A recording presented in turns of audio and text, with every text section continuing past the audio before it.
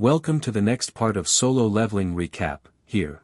An agent from the Hunter Association briefs Wu Jinchul, only two survived the insect's dungeon, D-rank Yu Jinho and E-rank Sung Jin Wu. Among the fallen was Huang Dong-suk, brother to S-rank hunter Huang Dong-su. The weight of that loss stirs intense suspicion. Back home, Jin Wu shares fried chicken with his little sister, but as he eats, system messages appear before him, reminding him of Candiara's blessing, a hidden boost he gained after the double dungeon massacre. Yu Jinho calls him desperately, begging Jin Wu to join his personal raid team and offering a fortune if he says yes, but Jin Wu stays silent, unwilling to be used. Meanwhile overseas, Dong-su finds out his brother died and swears revenge. Later, Jin Wu jogs with his sister, easily outrunning her as his daily quest progress triggers a secret mission. He opens a loot chest and obtains an item linked to the demon's castle, an S-rank dungeon. With new resolve, he enters the fiery dungeon and faces Cerberus, the three-headed guardian. But Jin Wu fights slashing the beast, but it was as if nothing happened. It bites his arm and throws him away like nothing. Jin Wu is almost dead, but he can't give up now, so with all his strength he has left he uses Kasaka's venom fang to fight back, crushing one head and puncturing the eye, and it finally drops. The system grants him a new level, the demon's castle key, and the elixir recipe. Bloodied and exhausted, he realizes this is no longer just about surviving, this is about saving his mother's life. Sung Jin Wu quietly watches over his mother in the hospital. She still sleeps, trapped in her illness. He swears to himself that he'll find a cure no matter what. He knows he needs to get a lot stronger, fast. Later, Yu Jinho approaches Jin Wu with a surprising offer. He wants Jin Wu to join him for 19 C-rank dungeon raids. But Jin Wu set a condition that they'll hire random hunters just to fill the numbers, but only Jin Wu and Jinho will really go in. It sounds risky but also a huge opportunity. Jin Wu agrees. At the same time, Cha Heian is offered the position of guild master by Eugene Construction, Jinho's father's company, but she politely refuses. Shortly after, he receives a call from the Hunters Association. They need a replacement hunter for a D-rank gate. He decides to go, thinking it's better than nothing. On his way, he's surprised to see familiar faces, like Song Chi-yeol and Ju Hee, the survivors from the double dungeon. Some of them are nervous around him, but Ju Hee seems relieved that he's alive and well. What shocks everyone is that half the raid team are prisoners in chains, being used as temporary hunters. Hunter Kong Taeshik is leading them and keeping them on a tight leash. Jin Wu realizes this raid might not be simple at all. The atmosphere is tense. Old trauma from the Kartanon temple still hangs in the air. As the team enters the dungeon, Jin Wu grips his dagger, knowing trouble is coming. This episode builds the pressure beautifully. Jin Wu's motivation to get stronger, Jinho's frustration with his family. Sung Jin Wu ventures deeper into the dungeon alongside familiar faces, Song Chi-yeol, Lee Ju Hee, Kim Sang-shik. They're accompanied by prisoner hunters and their escort, Kong Taeshik. Goblins fall swiftly to the group's strikes. Song praises Jin Wu's growth and his new dagger, while not knowing how strong he is. The group splits at a fork. Jin Wu with his insane perception knew it would be better to go left and took Song and Ju Hee and went left. Kim and Jiango headed straight. And Taeshik leads the prisoners to the right. Jin Wu and Taeshik exchange a tense glance before parting. When Jin Wu comes back to meet Kim and his group, they are shocked. Kim is lying down almost dead, but Kim's still guilty for abandoning Jin Wu in the earlier double dungeon. And he finally apologizes as he is dying. That's when they realize it was Taeshik, who killed them all and all the prisoner hunters as well. Panic breaks out. Ju Hee tries to heal Kim, but she couldn't. It's a raw moment as Jin Wu tells him to stay alive. The atmosphere turns dark and intense. Taeshik suddenly attacks from the shadows. But Jin Wu intercepts him. Jin Wu turns cold. And you know Taeshik is fucked. Song decided to fight back. But to no good. Then a brutal duel begins. Ju Hee shields Song and Song attacked, but Taeshik is too fast, and it only slows Taeshik down for a moment. That he then tried to hit the final blow, almost killing Song. That's when Jin Woo blocks Taeshik's dagger with inhuman speed. Taeshik now realizes Jin Woo is no ordinary E-rank hunter. It must be a second awakening. Jin Woo has been hiding his true power. Jin Woo demands answers. Taeshik admits he kills simply because he enjoys it.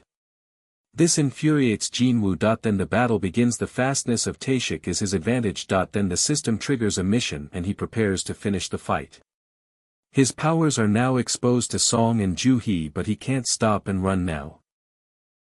Then he activated speed and the fight is bloody and fast. But Taeshik is also hiding something, camouflage, but that is nothing to Jin Woo perception, and with the addition of bloodlust the fight has already ended and Jin Woo plunges his dagger on Taeshik's heart. Episode 9 ends with Jin Woo's power exposed, a murderous hunter revealed, and the real battle just beginning. Outside, when Hunters Association asked how the hell an E-rank again survived, Jin Woo was answerless, but Song came in and took the credit and that was resolved. Here Song is finally getting some redemption. Jin Woo and Lee Ju-hee take a quiet, reflective walk through a serene park. Ju-hee admits that her timid nature might not suit the life of a hunter anymore. She returns the E-rank essence stone Jin Woo had given her earlier, she never sold it, and tells him she's decided to retire. She's grateful to have met him through these raids and admires the determination she sees in him. They part with a warm smile and a gentle farewell. Later, Jin Woo recalls Woo Jinchol's warning, the S-rank hunter Hwang Dong-soo might seek revenge for his brother's death. It's another reminder that he must level up fast. Next, Jin Woo and Jinho gather their ragtag strike team at a C-rank dungeon gate, hunters who couldn't work normally due to injuries, inexperience, or personal issues. Among them is Han Song-yi, a newly awakened E-rank and friend of Jin Woo's sister, Jaina. Jin Woo and Jinho enter the gate alone while the others wait outside, paid just to show up. They clear the dungeon in record time, just 1 hour instead of the typical 2. As they keep going from dungeon to dungeon, Jin Woo's power skyrockets. He hits level 40, unlocks dash, advanced dagger wielding, and fatal strike, and knows he needs more mana, so he plans to raise his intelligence. Just then, his system notifies him, the job change quest is now available. Meanwhile, at the White Tiger Guild HQ, manager On Sang-min and his assistant Hyun Kichul notice Jinho spent a fortune, 150 million won, on C-rank gate rights. On remembers Jin Woo's name from the double dungeon incident and suspects a second awakening. Curious, he heads to investigate.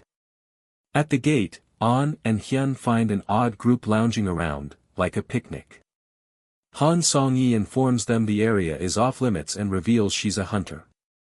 On realizes Jin Woo is raiding solo, and he decides Jin Woo would be a valuable recruit.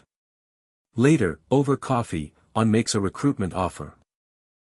Double what Eugene Construction promised, though the deal is still only worth 30 billion won if approved. Jin Woo sharpens his tone, shows his Eugene contract, and coldly warns On not to pry. In a flash, Jin Woo disappears using stealth, the mark of a dangerous hunter. On feels a cut on his cheek and confesses he was just investigating, not targeting Jin Woo. Jin Woo reappears, apologizes for snatching all the gates, and offers to sell 3 for 300 million won apiece. On, realizing he's been outsmarted but intrigued, agrees. Finally, Jin Woo, ready to start his job change quest, looks into the next gate, and the next chapter of his journey. Like and subscribe for more recaps. Sung Jin Woo finds himself job change quest that just popped up in his.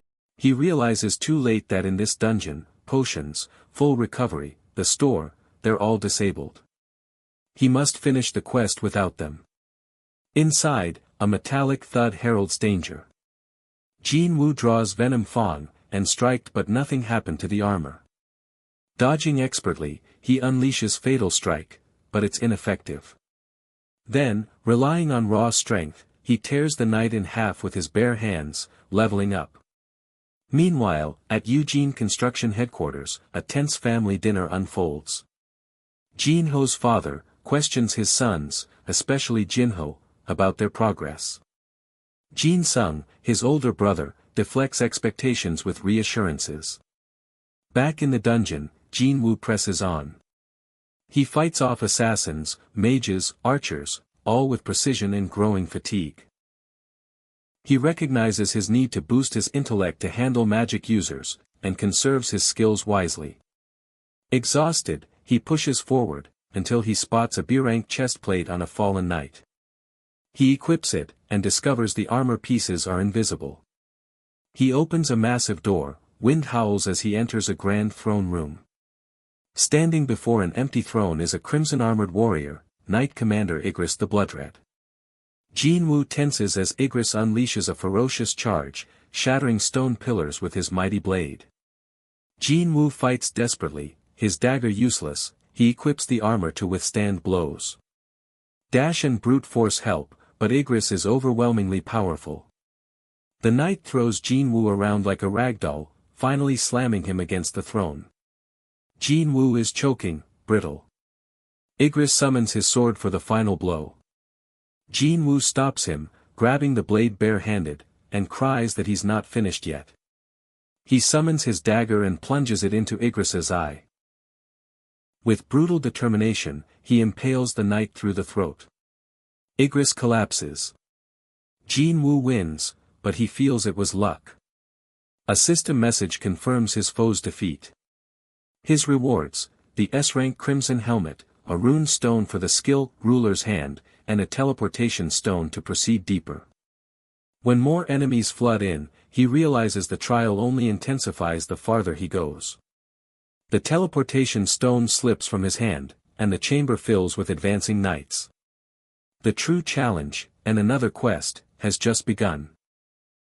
Sung Jin Woo is now back into the throne room, battered and near collapse. And with the new challenge activated, and suddenly a timer starts almost as if you are in a game. Knights keep pouring in, and without a teleportation stone, he's trapped. He fights them but they just keep coming, voices from his past echo in his mind, mocking him as the weakest hunter. He's being crushed by a knight's hammer.